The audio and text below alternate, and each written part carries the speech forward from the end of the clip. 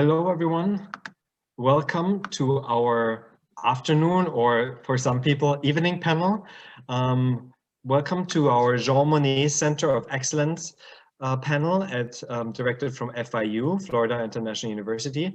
This is, we're going to be talking the next hour and 15 minutes about European Union human rights promotion going beyond Europe, ? So we're going to try to talk particularly here about the external human rights promotion of the European Union, but also a little bit about some of the internal policies, institutions, and norms that are behind it.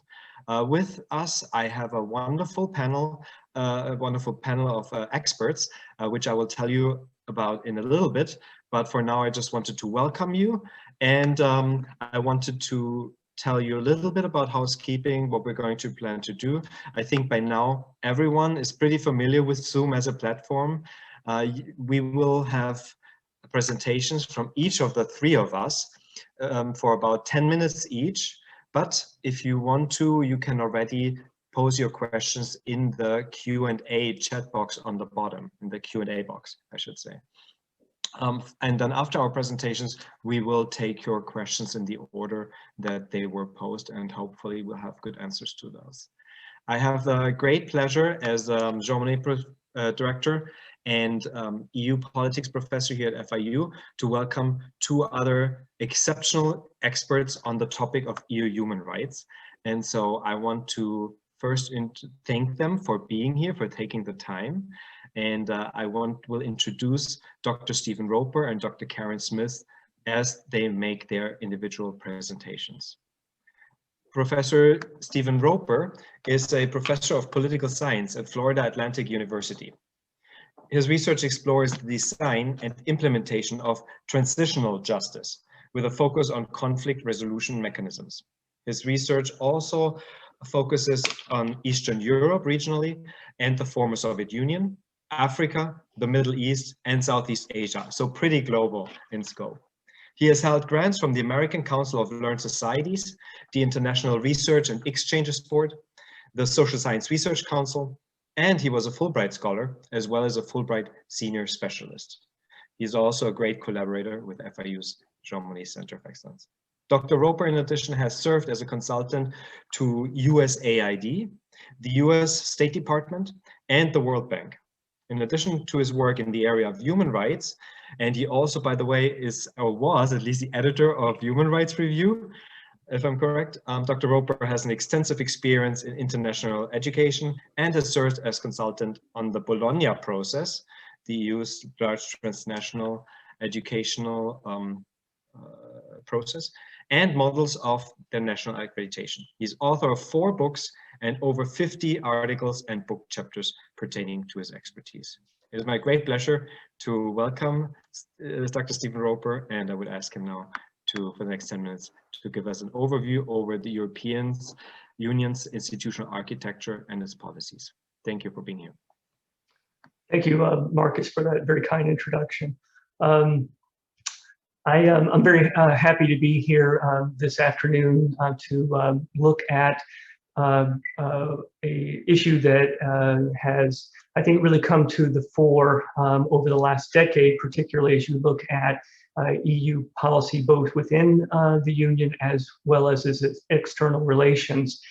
There's been some fundamental changes over the last, just literally the last few months in terms of some of the institutional architecture related to EU human rights promotion. And so I think it's a very interesting discussion to have at this juncture. Let's go on to our next slide. So I was asked to speak a little bit about some of the institutional aspects of EU human rights promotion and to kind of focus some of that discussion on its external relations with Southeastern Europe and the former Soviet Union. So I'll be using those as some of the country examples as we kind of think through some of this institutional and organizational arrangement within EU human rights promotion. As everyone is I'm sure familiar here attending today, the two kind of fundamental documents that lay out kind of this human rights promotions, the EU Charter of Fundamental Rights passed in 2000, which of course looks at rights through the lens of internal membership, and then the Treaty of Lisbon, which codified this charter, but also then extended the discussion in terms of kind of the EU's human rights promotion externally, and looking not only in terms of kind of norm building, but its relationship with other institutions such as the European Court of Human Rights, for instance, and acceding to the European Convention of Rights, which of course is still an ongoing process, which we might talk a little bit about. So these are kind of, if you will, two tracks of EU human rights promotion that are distinct in terms of human rights protection within the Union, and then of course human rights protection outside and promotion outside of the Union. But as I think we'll discuss quite a bit today, these are intimately linked with each other, and are important to see as a dynamic both internally and externally. One of, I think, the difficulties for many of us in kind of talking about EU human rights promotion is that there's just so many actors that are involved, and it's very institutionally complex in terms of the promotion of EU human rights policy. We have, of course, the principal actors that we typically think of when we look at the Union, the Council, the Commission, the Council of the European Union. But then there's a lot of specialized organizations. There's the Human Rights Working Group. There is the European Action Service in terms of its diplomacy aspects, and this newly created position of Special Representative for Human Rights. And I think this may, this kind of patchwork may explain some of the difficulties in terms of implementing some of the human rights promotion policies in different areas, is that you've got lots of different actors with lots of different agendas, and sometimes those agendas are not always matching. Of course, on top of that, you've got not only this institutional framework, but then you've got the member states themselves, and how they're viewing individual human rights policies and individual countries as well. So I think, Markus, Dr. Thiel, going to speak a little bit about some of the successes and frankly some of the failures of the promotion of human rights policies in LGBTQ context, and maybe some of this we can talk about as being related to this very complex institutional structure that the EU has. Turning a little bit to the tools that are available, next slide, thank you, for human rights promotion. These tools are not specifically unique to human rights, but certainly have been used in different contexts for the promotion of human rights. And we can talk a little bit about how effective these tools are, some of the limitations of these tools. And a lot of that, of course, depends upon the target country in question, and what type of leverage, let's say, the EU has when thinking about using these tools. The first tool I'll speak of is persuasion, the notion of diplomacy, and the creation of norm building among EU member states as a function then, of course, of its external policy with aspirant candidate members, as well as its European neighborhood policy and Eastern partnership policy as well. There's a pretty large literature that talks within our political science domain about how effective persuasion can be as a form of norm building. We can certainly talk a little bit about that, talk about what types of countries EU persuasion is most likely to be effective. But I think one of the big takeaways I've been thinking about over the last 2 or 3 years is that this norm building of persuasion requires that there actually be a norm. It's very difficult to talk about human rights discourse of norm building when there's still contestation within the union itself.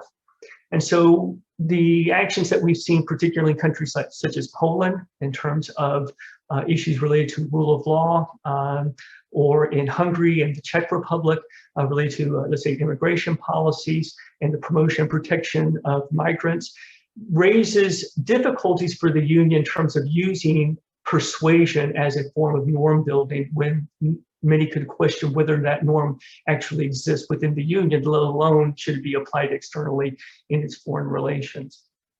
The second type of tool is the tool of sanctions, and this one's actually quite interesting because the EU has engaged in sanctions for quite some time, and these are sanctions that have been targeted not just against countries but against individuals in the past. But just 3 months ago, the Council passed this new EU global human rights sanctions regime, which there had been a lot of pressure from the Baltic countries, from the Netherlands, to pass what is akin to a Magnitsky type of sanctions regime that we see in the United States within the EU, to have more teeth, if you will, with the sanctions, and to be more robust in terms of the use of these sanctions. And we have seen just recently, of course, the first test of this use of this sanctions regime in the case of Alexei Navalny, which was a very interesting test case because, of course, initially the High Representative for Foreign Affairs went to Russia to engage in persuasion, to engage in diplomacy, being told by many member states that may not necessarily work in the case of Russia. Having a very public press conference in which the EU was taken to task, frankly, for its human rights conditions within the Union itself. And then with the High Representative coming back and realizing that perhaps sanctions might be more effective against Russia than persuasion was. So we've had, again, 4 Russian nationals that have been targeted over the jailing of Navalny. And of course, this continues a pattern that goes back to the Belarusian elections, the fraudulent Belarusian elections, and the targeting of individuals there as well. So on the one hand, there's a lot of hope that these sanctions will become more robust, but we can talk a little bit about some of the limitations that they have as well, and whether they're more symbolic or whether they really have teeth. Third is the use of conditionality. We typically think of conditionality as something that goes back to kind of the Big Bang of the enlargement of the Union in the mid-2000s, in which human rights promotion, anti-corruption measures were being attached with political conditions for essential membership with countries such as Bulgaria and Romania. But conditionality within EU trade agreements has a long history, so this use of conditions for human rights promotion has long existed. And again, when we think of countries such as Albania or North Macedonia, this issue of conditionality looms large. And one of the real questions, I think, for many people is whether conditionality and targeting on issues of corruption, whether or not that is a successful tool, or whether it's kind of a blunt instrument. And ultimately, whether when we're talking about human rights promotion, EU human rights promotion, are we talking about European human rights? Or as we look to its relationship with Asian countries, whether we're talking again about a very particular form of human rights that's not necessarily global. That therefore conditionality fails because ultimately there's not an embrace of that kind of general norm. And finally, we have assistance programs. Up to now, we've kind of focused on state-to-state relations. Here, we're talking about bringing in transnational actors, civil society, and these programs, and there's many of them, have been targeting for this type of human rights promotion. And we can talk a little bit, particularly in the case maybe of the LGBTQ community as a civil society function within the Union. Finally, I'll just conclude by saying that whenever we, in the last slide, whenever we talk about EU human rights promotion, we have to think about within the larger architecture of Europe, which includes not just EU efforts, but efforts by the Council of Europe, European Court of Human Rights, the Venice Commission, Organization for Security and Cooperation in Europe. And so I know Dr. Smith's going to be talking about the European Union in a multilateral level, but ultimately, even within its regional context, it's always working at a multilateral basis for the promotion of human rights if it's actually going to be successful. And with that, I'll go ahead and conclude. Thank you. Wonderful. Thank you so much. I think that was a really good roundup already of the major tools, and we can probably dig in a little bit deeper later on into sort of kind of which tools may be more effective than others, right? Do they all have to work be applied simultaneously? and so on and so on. But now I want to turn to Professor Karen Smith. Professor Karen Smith is a professor of international relations and the head of the Department of International Relations at the London School of Economics and Political Science. She's also the director there of the European Foreign Policy Unit. She teaches courses on the EU in the world, EU enlargement, European institutions, and genocide, and supervises PhD students in that area. Her main research area is the international relations of the European Union, and she has written extensively on the formulation and implementation of common EU foreign policies. In fact, I think you have sort of the standard work on human rights policies in the EU, if I remember correctly. She has examined the EU's pursuit of ethical foreign policy goals, such as promoting human rights and democracy, and policymaking within European states regarding genocide. For over a decade, she has also analyzed EU-UN relations, and more recently extended her research to consider the role of other political and regional groups in UN diplomacy. She's now working on a project on women in foreign policy making. With that, I'll leave it to you, Dr. Smith. Thank you very much for being here. Great, thank you very much, Markus. My pleasure. I mean, I do wish I was in the sunshine of Florida, but there we are. The joys of Zoom. I mean, I can join you from my study. Thanks very much. So, picking up sort of on where Dr. Roper left off, I'm going to talk a little bit more about the projection of the EU's external human rights policy using some of the tools that, in fact, he pointed out. The first, I'm going to make 3 points. The first point is that the EU has tremendous potential to promote human rights internationally. I mean, it has, a very large single market. And because of that single market, it has leverage, as Dr. Roper was pointing out, the leverage to use conditionality, for example, to not just persuade, but to perhaps coerce countries into complying with the conditions. And then rhetorically, the EU is a very staunch supporter of multilateralism, at least in rhetoric, and particularly of the United Nations, of human rights and liberal democracy, peace through institutionalized cooperation, and so on. The EU at the UN is a powerful actor in and of itself. The combined EU and member states contribution to the UN budget is about a quarter of the budget. It used to be much more, but that was when the UK was a member. And it generally has a reputation as a normative or ethical power, and actually as a very serious player in human rights. You can go on to the next points that are on this slide. So it's a big, I mean, even for 27 countries, it's only, in other words, as a percentage of the UN membership, it's only 14%, but it has the potential to at least attract a larger group that support its policies. So in those countries, for example, in the neighborhood, in the European neighborhood, they tend to align, not always, but they tend to align with a lot of the EU positions and statements of the United Nations, so that the convening group that the EU is at the center of can be quite large and quite a significant player in the United Nations.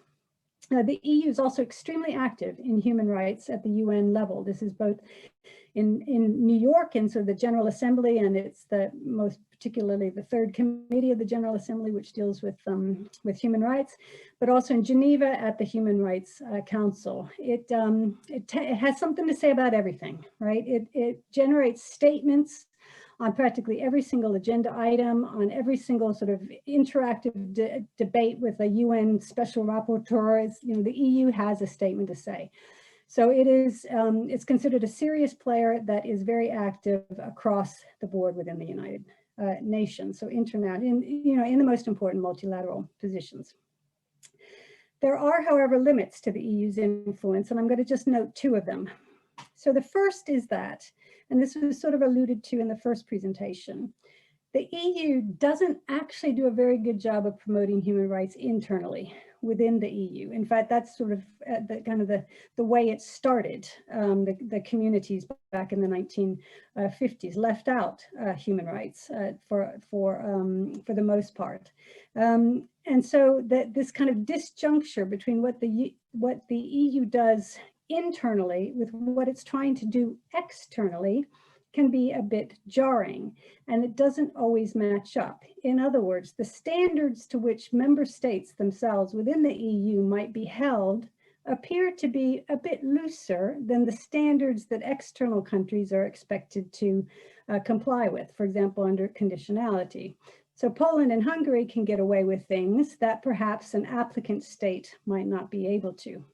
So this disjuncture between the internal and the external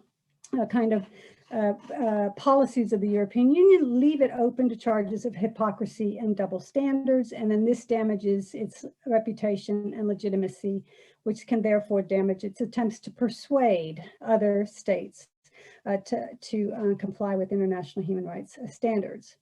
And there are, for example, I picked three examples. There are many more, but the EU's position on the Roma, for example, is shall we say, very weak, right from the start. It's not been a good protector of the Roma. The democratic backsliding that has happened amongst new and old member states has not been effectively staunched at the European Union level.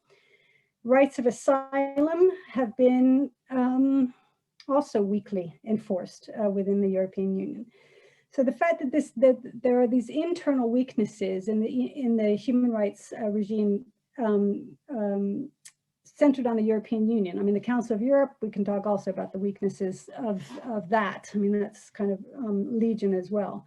But that leads to these double standards. So you can go to the next slide. So the fact that there are these double standards is noted by other countries. And it was already mentioned before, Russia knows that there are these double standards. I mean, the Soviet Union never was never shy of pointing out the double standards, in the West during the Cold War, and Russia and other countries, of course, are not. And I just put two kind of examples of the Russian, shall we say, pointing out these double standards on this slide. The first is that, we can say that Russian, or the West, or the EU can say that there's police brutality in Russia, and so Russia can release videos showing police brutality within EU member states and the United States. And then we can, at the Human Rights Council, the European Union can target countries that don't respect human rights, and which for the European Union also includes Russia. So the Russian foreign minister at the Human Rights Council can point out that also there are serious problems within the European Union, and serious inequalities and extremism and all of this sort of thing. So these double standards, I think, open the EU up to this sort of these accusations of double standards are there to be seized upon by those countries that don't particularly appreciate EU attempts to promote human rights internationally, and that I think can weaken that kind of power of persuasion that was already mentioned. You can move to the third slide now, please. Thanks. Okay, so at the Human Rights Council, then, as I said, the EU is very, very active. It's got something to say on most agenda items, but what is interesting, and I've done a lot of research on the EU at the Human Rights Council and at the Third Committee of the General Assembly in New York. It does the same, it has been doing the same stuff for well over a decade. Back in the 1990s, it was much more active in trying to present resolutions, human rights resolutions on topics. For the past 20 years or so, it has presented resolutions, a much smaller number than it used to in the 1990s, but almost always on the same topics. And on this table, I've just listed the topics just to show that they don't change. Now, there's no question that there are serious problems of human rights in Belarus or in North Korea or in Myanmar. This is not to say that they shouldn't be mentioning these, but it is to say that nothing changes. In other words, the EU does not do innovation at the Human Rights Council or in New York at the General Assembly. It does what it does, right? And so it isn't, shall we say, at the forefront of those actors that are trying to push new human rights issues.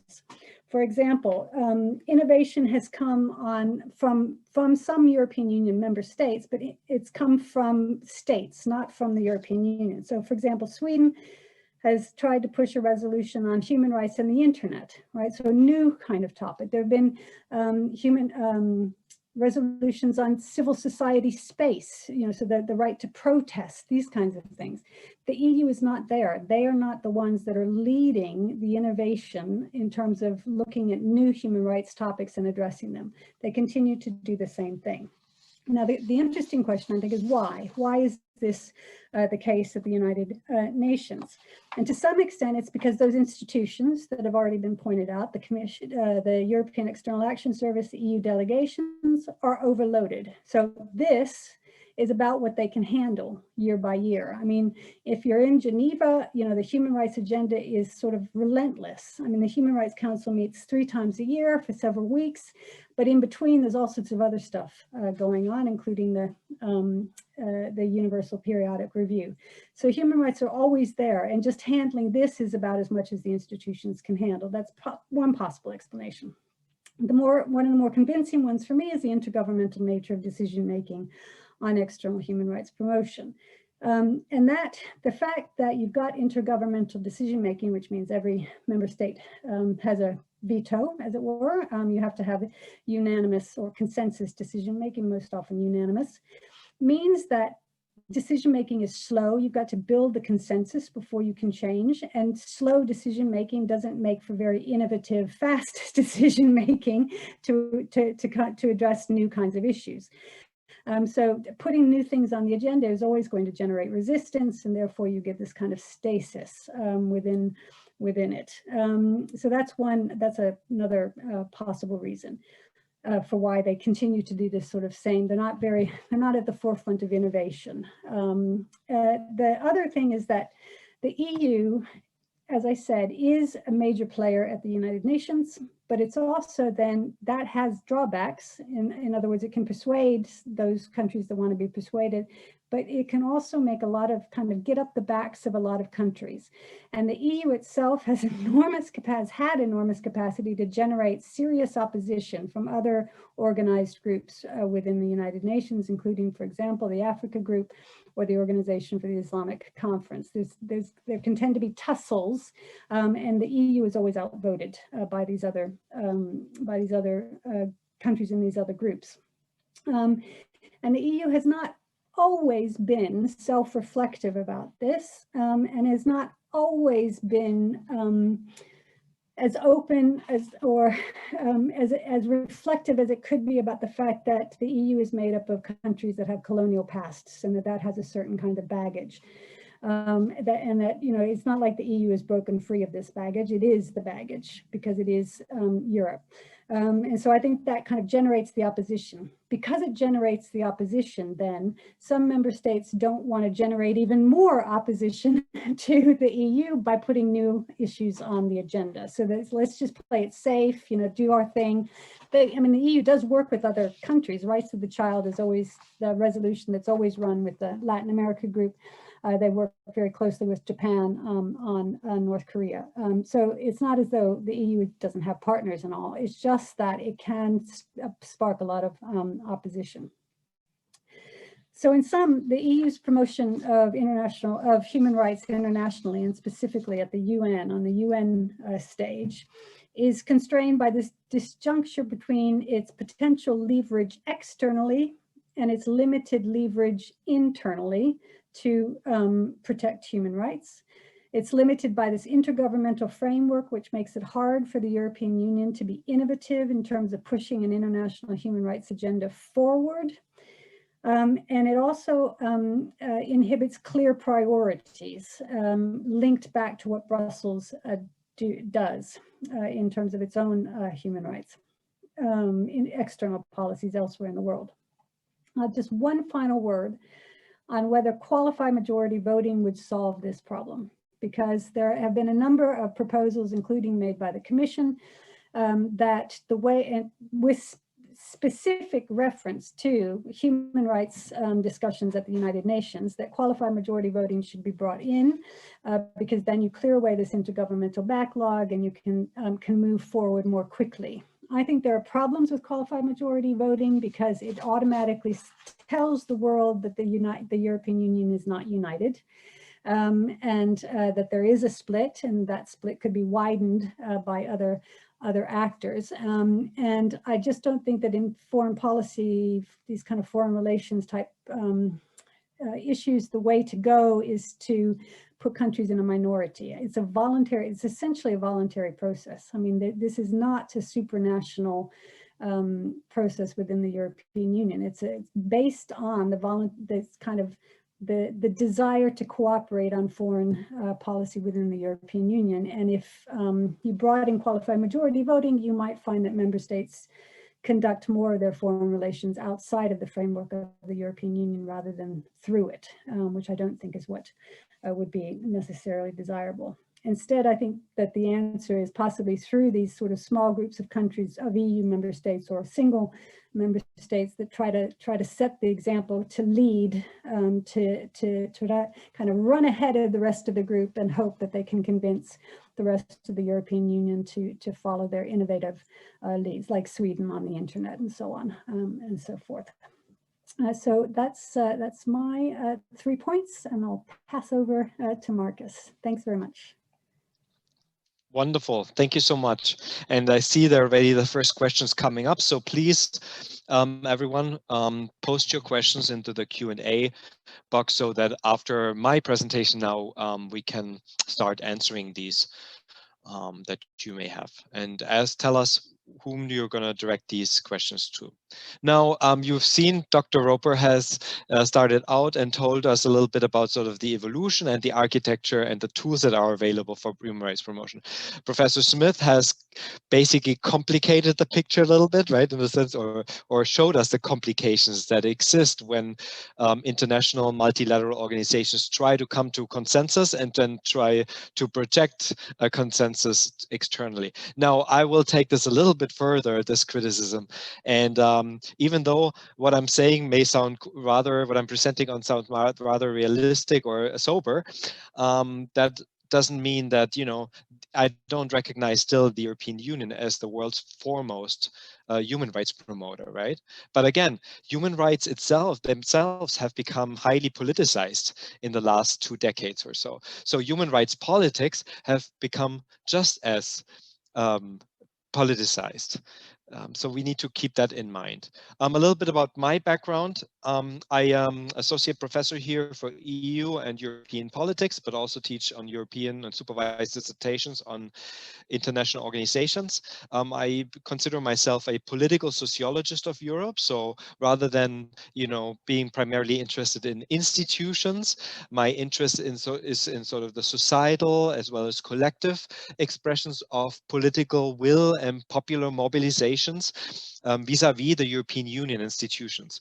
And so I've published my 2017 book with the University of Pennsylvania Press was on the EU's Fundamental Rights Agency that Dr. Roper mentioned at the beginning.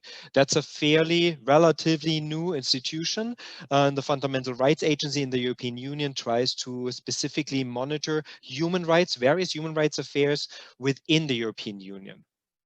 Although monitoring is really sort of maybe not the best term for it, because they are not actually trying not to criticize internal member states, which is, you know, Poland, Hungary comes to mind or so, but they rather try to monitor human rights in affairs for the European Commission or the European Parliament and for the public to kind of provide more information on where could we create institutional and policy advancements.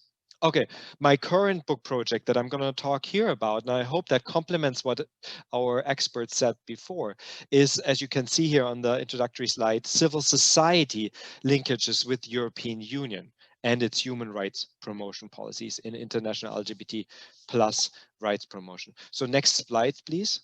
If I can. Yeah, this slide here, I wanted to present you this visual from ILGA World. ILGA World is the world's largest LGBT plus rights organizations or NGO. And here you can definitely see, this is from 2020, from last year, you can have a global overview over the legal standards that each country provides, this legal provision that each country provides to LGBT plus individuals. And why LGBT plus individuals? As many of you probably know, LGBT plus individuals have become quite often politicized in recent years, right? There has been talks about sort of queer wars between, you know, sort of these the more progressive, allegedly progressive West, and the more reticent global South, or East, if you look at Asia and others. And so my recent research really focused a little bit on, yeah, maybe I wanted to problematize the notion that the European Union is the ideal promoter, but wanted to really dig in a little bit into deeper normative as well as political problems that exist. So just to start out with, this picture pretty much shows you that things are certainly not perfect or ideal globally. There is a definite focus on the African states as well as the Middle Eastern states, which seem to be, if you look at the bar on the bottom, which seem to have the most problems, right? With over 70 countries worldwide criminalizing homosexuality, and 5 or 6, depending if you look at the implementation of the death penalty or the statutory declaration of death penalty, 5 to 6 countries in the world still have that on the books. But that does not mean that the Europeans, which are here shaded in various tones of blue, or the Western Hemisphere, or, you know, for that matter, Asia, are basically much better. Lee Badgett, which is actually an economist at Amherst, and who she writes on the economics of LGBT rights, she said, in terms of LGBT rights, every country in the world is a developing country, because there is no such thing as a country that, you know, achieves, let's say, 100% of LGBT rights, right? Even the best Scandinavian performers, which, by the way, have dropped over the past couple of years in terms of LGBT rights, they're not up to the standards, right? What I want to point out also here, you may not be able to see it, that they don't only look at legal provisions, but also increasingly at, as you can see down there in red with those red symbols, at the legal barriers to the exercise of rights. And these are quite important, right? One is that megaphone that's struck through, and that means legal barriers to the freedom of expression and assembly, because that is one way to delimit, you know, rights movements in specific countries by limiting their freedom of assembly or freedom of speech, right? Not to be able to publish, not to be able to manifest on the streets, and so on and so on. The other symbol that you see here are legal barriers to the registration or operation of LGBT rights NGOs. That is another more recent way for states, for repressive states, to delimit the activities of not only LGBT rights NGOs, but simply of pretty much any type of civil society movement that possibly may contest their government. But going back to the main point, every country is a developing country when it comes to LGBTI rights, right? And the European Union, while as an institutional important promoter, also has its issues. That's why I want to move to the next slide, because the next slide will show you, thank you. The next slide shows you the so-called Rainbow Europe map. That is from the European chapter of ILGA, so the International Gay, Lesbian, Bisexual, Transgender and Intersex Association. And this is a map that looks at the various European Union, but also other European states, at their legal and prescriptions and political outcomes. And then they create an index that I don't have time to go into here, you know, based on anything from asylum right, family recognition, and adoption rights, marriage recognitions, yada, yada, yada. And based on this index, a country could hypothetically achieve 100%, right? And if it really does nothing of that sort, it would end up at basically 0. As you can see here, there's a wide range of different country factors and indexes. You see, while the Scandinavians and generally are some of the better performing countries here, right, with between 66 to 68%, the UK with 66%, right, and then you have the Iberian Peninsula as a result of the recent democratization. At least that's often announced. You see that some of the countries that we like to think first as within the EU, France and Germany, are not actually doing all that well, right? With about 50% of legal provisions and legal rights for LGBT plus individuals. And then, unsurprisingly to some extent, you see the further you go to the east, so there's an east-west shift in a way, but also Southern Europe, Italy, maybe a little bit a special case, partially because of the role of the Vatican. But then as you go east, you see sort of a decline of LGBT rights, right? All the way down to the lowest performing EU member states, which are Poland with 16% and Latvia with 17%, if not counting Monaco or San Marino here, right? And so here, this just to show you that, yes, and that goes back to the point that my predecessors made here. It is very hard for the European Union to have a strong international profile as LGBT rights promoters if even internally, right, the rights are so inconsistently applied in the various member states. I mean, just thinking of, same-sex partnership recognition or same-sex marriage, if we wanted to simplify, even that is not EU-wide regulated yet. Although there was a case 2 years ago that may eventually change the picture, and that was an important precedent. All the way, by the way, down to Turkey, which is close to 0. You can see that Turkey has 4%, right? And Turkey is an official candidate state for the European Union, although that is highly questionable anyway at this point, unfortunately. Next slide, please. Thank you.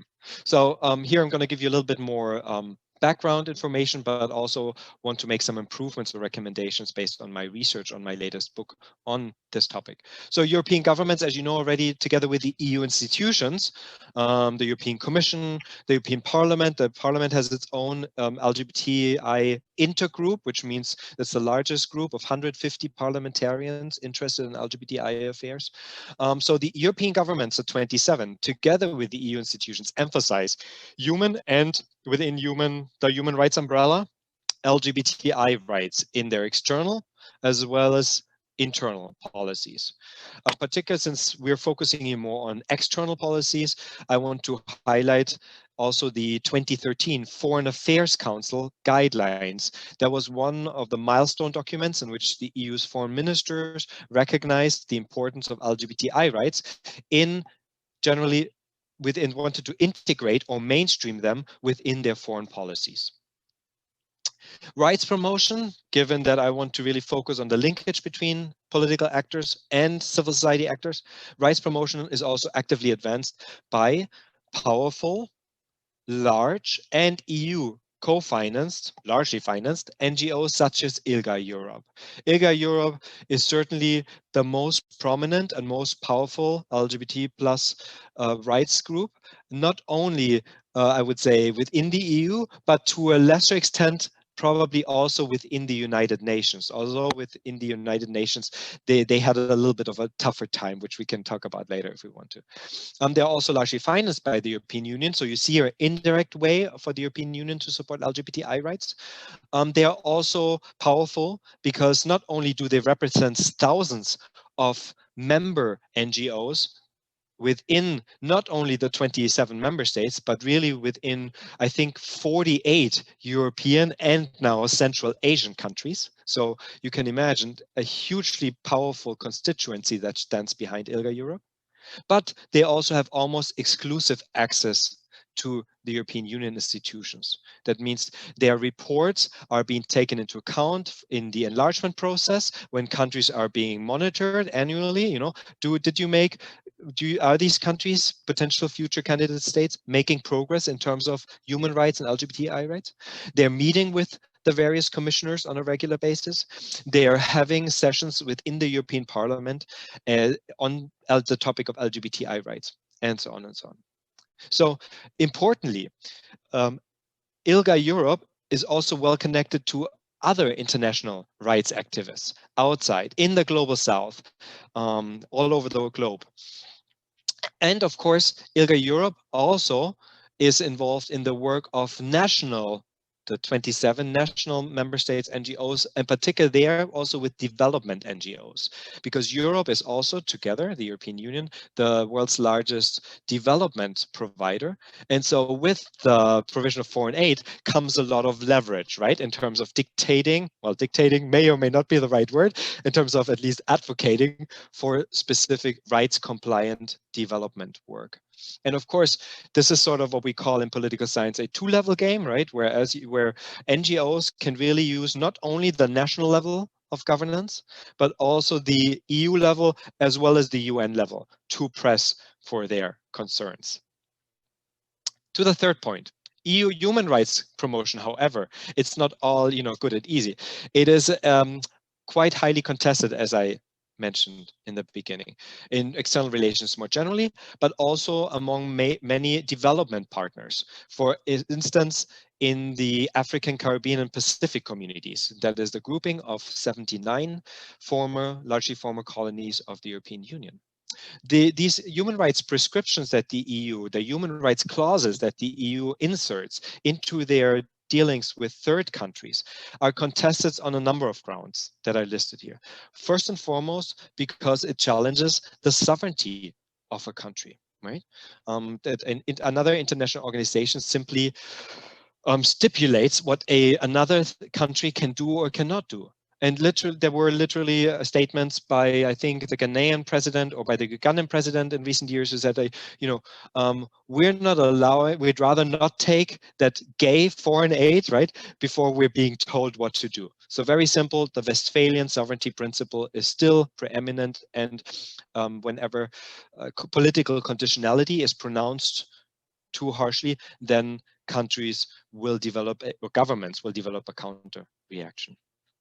That can happen with the threat of foreign aid withdrawals, but also public condemnation, public pressuring and shaming, which regularly, for example, happens in the European Parliament, which sends out, ambivalent declarations towards other countries to improve their LGBT rights, without the European Parliament really having any leverage to do much about it.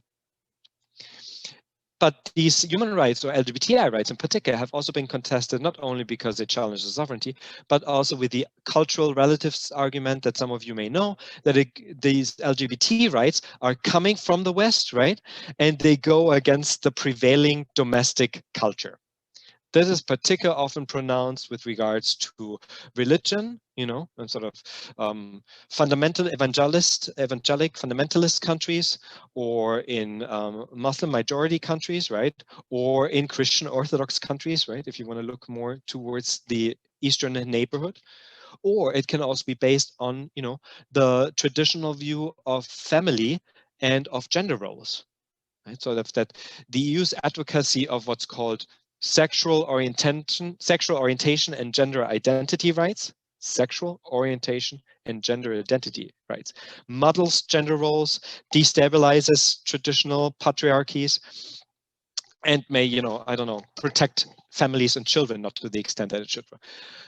However, the irony here is that, in fact, a lot of this, what we would call homophobic cultural attitudes, right, have been largely caused by European colonizers that now admonish the countries based on that. Of course, there has been, in the last 10 years only, there has been a recognition by the UK as well as other governments that the criminalization during the colonial period caused these homophobic views, attitudes, and dispositions that are now really hard to change in former colonies.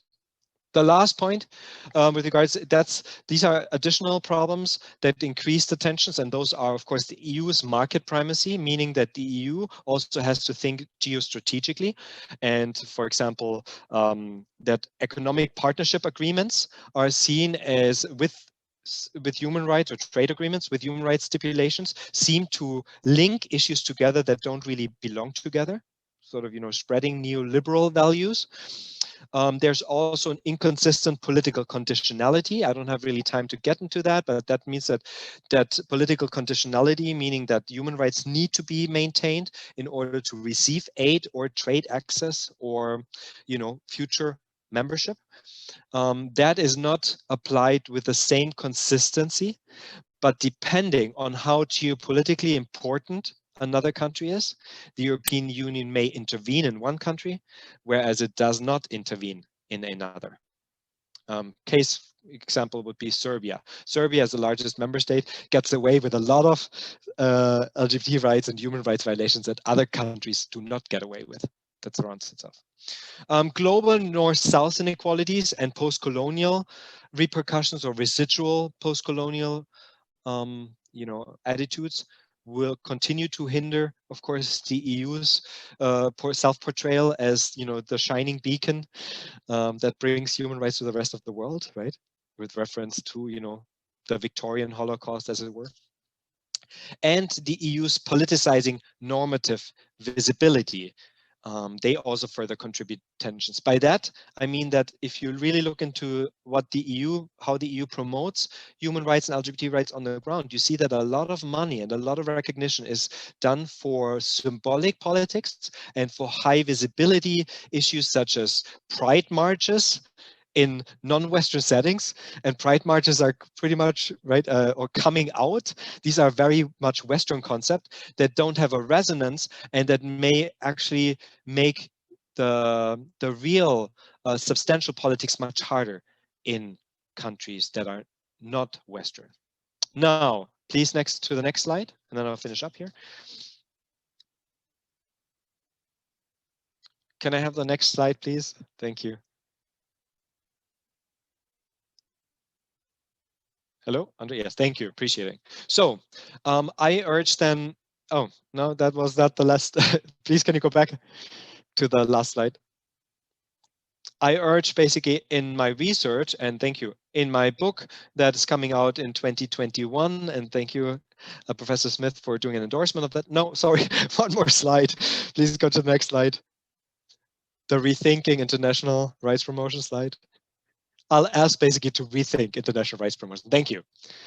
So rights promotion, rights contestation, what we call nowadays rights contestation rather than, simple rights diffusion, is not solely based on countries' conservatism, may play a role, right? But also the need to be viewed within broader democratic setbacks. So part of my argument in my research, in my book, is that I'm saying you cannot myopically, narrowly focus on regressions or LGBT rights regressions. Really, they're embedded in larger regressions, cutting freedom of assembly, cutting off NGO activities more generally, cutting off, internet activities, and regressing in the quality of democracy more generally.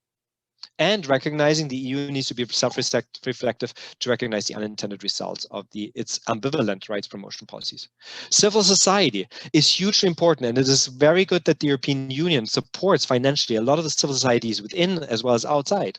But the civil society cannot and should not have the main responsibility for rights promotion, right? Because they're always going to be the weaker actors within any country. National governments need to be focused on first, particularly the independence of courts, because even in repressive governmental settings, we've seen that courts again and again have upheld rights statutes. That focus on national governments, possible pressure, needs to be going hand in hand with, of course, the role of intergovernmental organizations. So only if pressure from the bottom up, to the extent that it's allowed domestically, right, from civil society, a focus on the national governmental settings together with pressure from the top down by international organizations, that together can lead to an incremental improvement in LGBTI or human rights more generally. Because, as this third point makes clear, improvements are contingent, are very complex and contingent on a number of factors that are domestic factors, such as, to what orientations do political elites have? Are there independent courts? What are the socioeconomic and cultural religious conditions in the country? What about the quality of democracy more generally?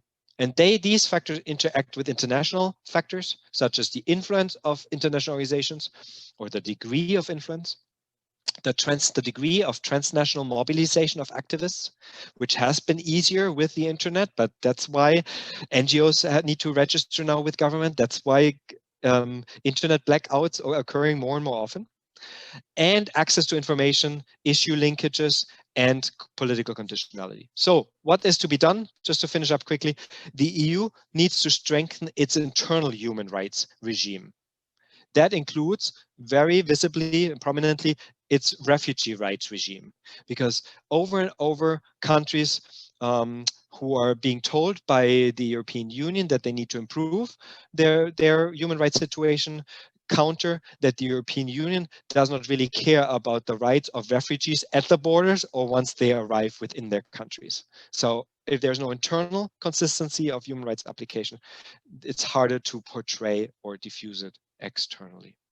Second point, similarly, external trade, aid, or associational policies need to be more specifically country targeted. And that's slightly more of an institutional issue, in the sense that the European Union does not have the necessary human resources, believe it or not, with all the bureaucrats working together to sufficiently individualize country action plans or country monitoring plans. That also includes less conditional pressure, in my view, and more positive incentivizing. So more for more, right? Rather than sanctioning for less. Thirdly and lastly, the EU needs to really have be more reflective in their outlook, as Professor Smith also said, needs to have an intersectional understanding of rights regression. That means it's not only about sexuality and gender rights regressions, but it's also about women's rights. It's about children's rights. It's about any type of minority rights, because they all signalize a regression in the quality of democracy. This is much harder to work on, that is understood, but only if there is a larger understanding. Then we avoid this kind of ratcheting up of tensions that we see right now between the European Union and various external counterparts. So we've seen also slight institutional improvements, and I mentioned them here. For example, the EU Action Plan on Democracy and Human Rights, although I caution that the EU is very big on action plans and papers and documents. So really, we will have to see how that is being implemented. One good indication, however, is that the budget posts for the next 4 years for the EU Action Plan on Democracy and Human Rights devotes about 15% more money for human rights defenders. And also we've seen this in the merging of the Commissioner for International Cooperation and Development, and by the way, and also neighborhood policy. So there you've seen a centralization of related tasks within the European Union Commission, although I also, to be honest, wonder if too much centralization rather muddles the various objectives rather than, helping the process. So if you're interested in more, ask, post more questions, please, or check out my upcoming fall 2021 book, The EU's International Promotion of LGBT Rights, Promises and Pitfalls. Thank you for your attention. So now that we've concluded our presentations, we have at least from what I can see, we have 3 questions, a question and answer box.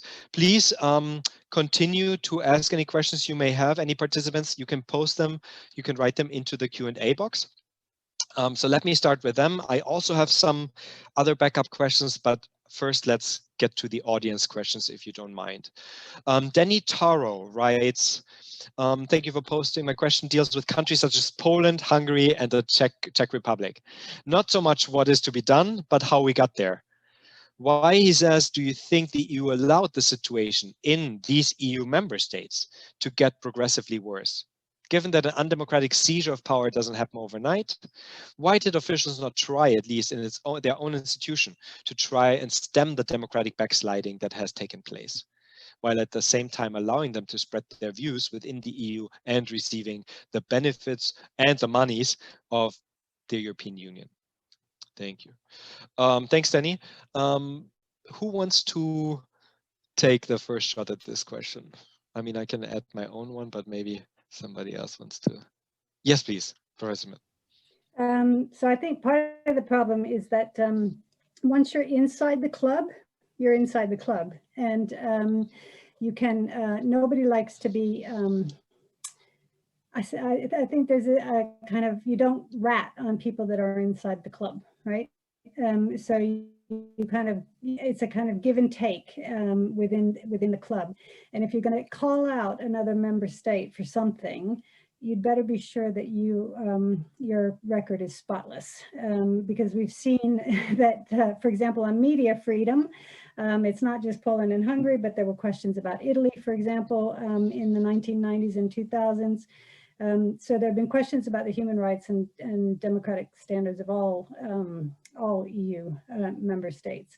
And it's difficult to necessarily see democratic backsliding when it's happening. It's happening slowly, it's happening gradually, it's being justified for whatever reasons. I don't know, anti-terrorism, for example, has often been used in the West, for example.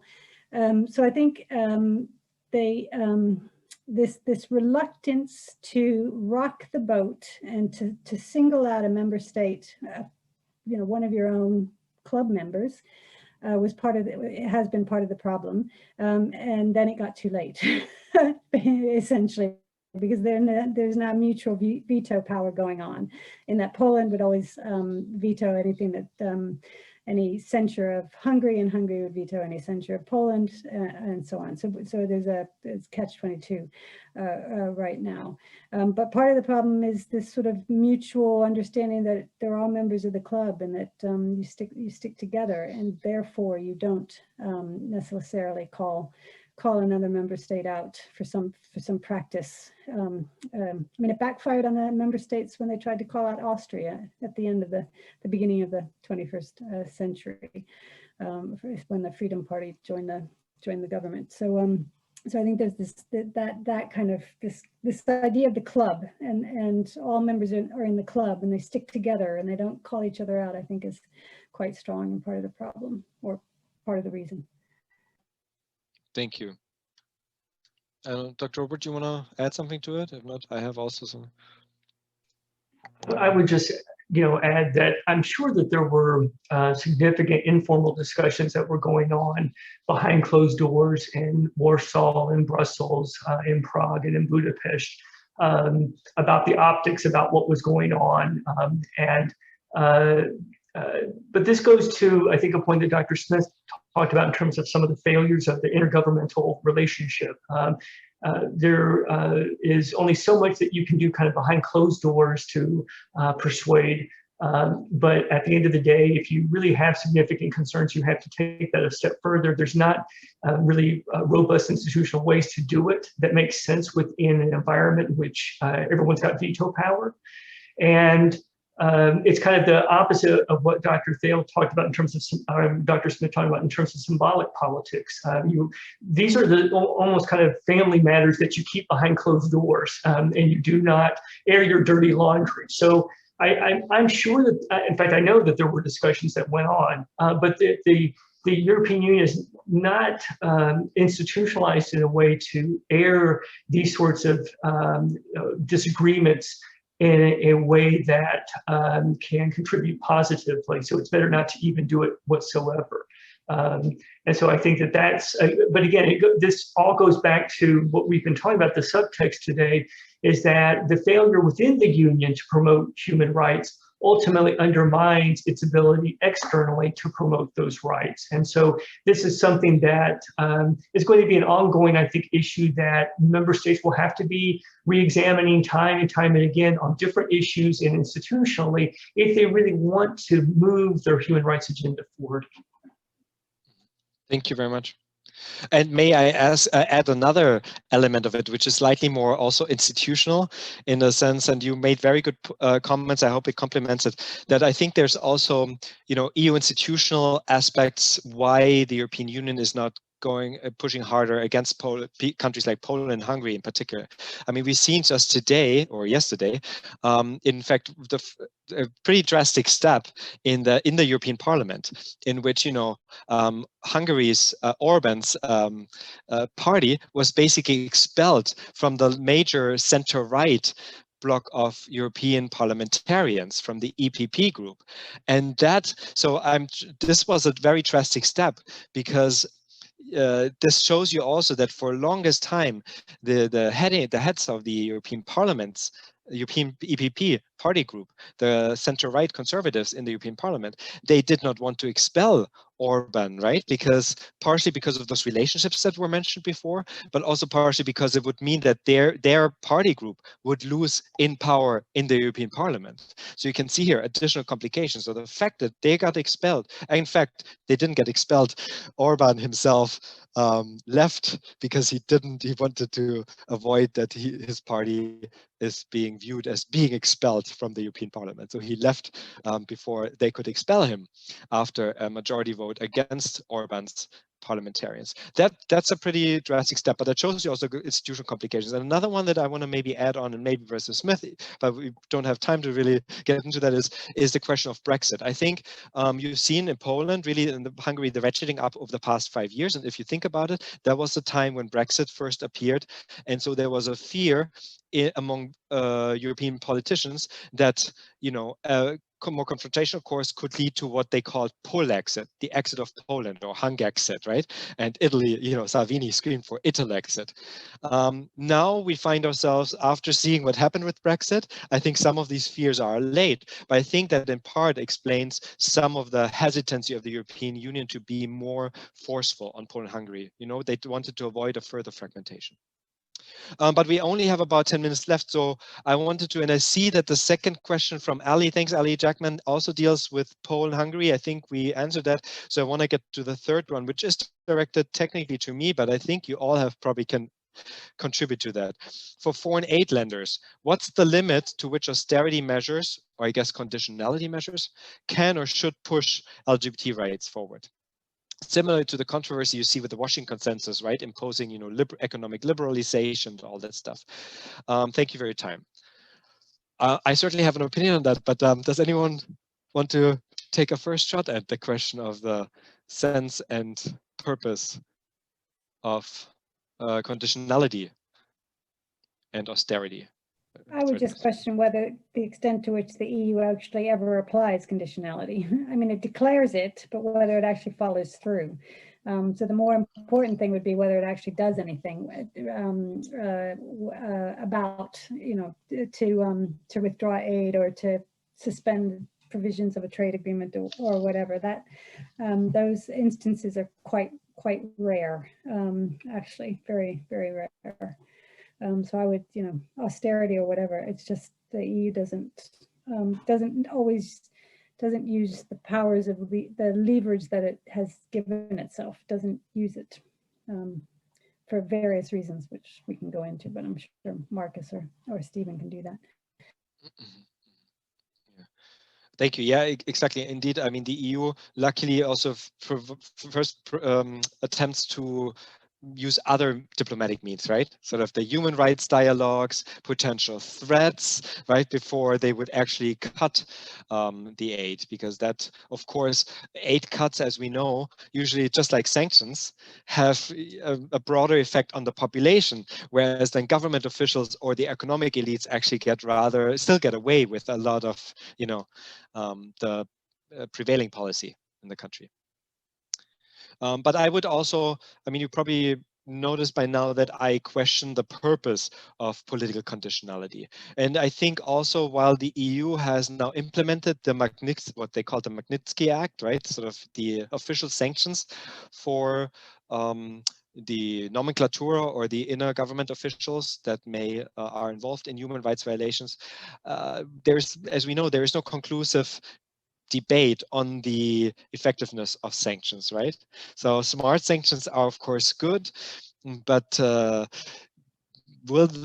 sanctions on Putin's inner circle, will they have a positive effect on Putin himself, or will they rather lead to more entrenchments, is the question, right? So part of the reason of the sanctioning regime and the conditionality regime may be also for the EU just to show that, to try to show to the rest of the world that we're doing something without necessarily having the repercussions or the objectives in mind. since we're left, I think that answers the questions that we have here.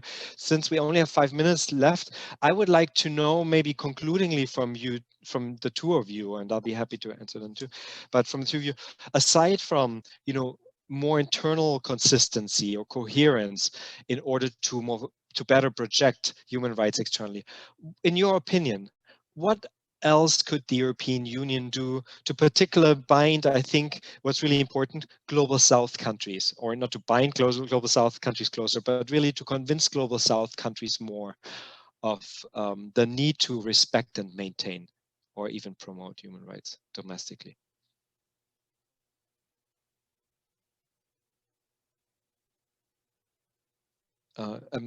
Karen, sorry, Professor. Say, maybe Dr. Roper wants to go first. Yeah, Dr. Roper, yeah. Oh, there we go. Yeah. Well, you know, a lot of the work I've been doing recently has been examining EU relations within Central Asia, where, you know, the European Union has a noticeable lack of presence, frankly, on the ground. You know, Kazakhstan is the only country that's part of kind of its Eastern Partnership program. And it's, I think in countries such as Kazakhstan and Central Asia, I know you asked about North-South, but I'm going to do a little bit East-West here. You know, it's I think some initial discussions that have to go on in, kind of in terms of thinking through whether these norms and these human rights, are they European human rights, are they European norms, or are they global? And if they are global and universal, then how do we express them in, and you talked about this, Markus, how do we express them in context in which there may be religious or ethnic or other types of opposition that are very cultural and very important? And I think that is, I think, really a very fundamental kind of rethinking that has to go on in terms of kind of this cultural relativism, so that you don't begin against some sort of almost cultural colonialization of these types of human rights. Because ultimately human rights, if they're going to be successful, have to be based upon civil society's expressions. So I think that that's, from my perspective, at least, again, kind of changing the focus a little bit eastward, as they have dialogues with countries such as Uzbekistan, which has just recently opened up. So there's a real opportunity there. Kazakhstan's had a transition to power. We see transitions, unfortunately, very ugly transitions in Kyrgyzstan. But there's real opportunities on the ground. But I think that there has to be a rethinking about how do we talk about rights with a cultural sensitivity to understanding that you're in kind of different contexts. So I think that from my perspective in that region, that's a fundamental beginning point, again, in a region that's, I think, very critically important, but where the EU has very little presence right now. Thank you very much. You know, I can totally see that. In my research, I've also noticed that often EU delegations who are located in the countries that are concerned often have a much more culturally sensitive approach towards the resolution of these issues than the centralized institutions such as the European Parliament, right? Or anyone else in Brussels, unfortunately, because they're maybe further away. Yeah, I leave the last word to Professor Smith. I mean, I think that idea of, I mean, I would question what a European right is anyway. In other words, whether there's a difference between something that's developed in Europe and something that's developed internationally. But I would focus on international. I'm promoting international human rights that are codified, that are, you know, in treaties, and you can point to them and so on and so forth. Trying to push that agenda forward, but I think acknowledging that that supposedly, you know, 100 and X countries have signed up for these rights and pointing this out. But I think also that that the Europeans could do a much, perhaps a better job of playing on the fact that Europe wasn't born respecting human rights. I mean, and that there's been a struggle. This has been a struggle. Well, it's been a struggle in every single country to respect, you know, to female suffrage, you know, let's just go back, you know, I mean, in other words, the trade union rights, LGBT rights, and so on. And so this is a struggle that is ongoing in including developed societies. And the lessons of that are that there is no perfection out there. We are all trying to improve, or there is, perhaps trying is a bit too generous, but there is this attempt, this struggle to expand the kind of the dignity and the rights and what on and so forth within these societies that isn't always successful, and that it is not the perfect kind of society that they're trying to spread, and that you can have a conversation about what has worked in the past, how we dealt with this particular question, and so on and so forth. In other words, a little bit more of that kind of introspective, self-reflective, acknowledging the fact that that things, there were struggles internally, still are struggles within Europe to strengthen and protect human rights, and that mea culpa, we haven't gotten everything right. Therefore, we're not, let's talk about what works and what might not work, and what's truly out of bounds, and what you might be able to do about it. I think that that might help, especially because it's so politicized now. It's so politicized. Yeah. Great, thank you. That's lots of food for thought. So we're already out of time. So I just want to thank you all very much for your time, for sharing your extensive knowledge on the topic. We could talk for much longer, but I hope this is not the last panel on this topic that we have together. So thank you very much to both of you. I want to also thank everyone who logged in today. If you log out, you will see a survey that you, just a few questions that you please want to answer in order for us to get more information on how you found this panel. And last but not least, please check out miamieuc.fiu.edu, as you can see here, for more events throughout the next couple of years. Thank you very much, everyone. Thank you to our wonderful panelists. And thank you to Christine, Kali, for setting up the panel so wonderfully. Take care, everyone. Bye-bye.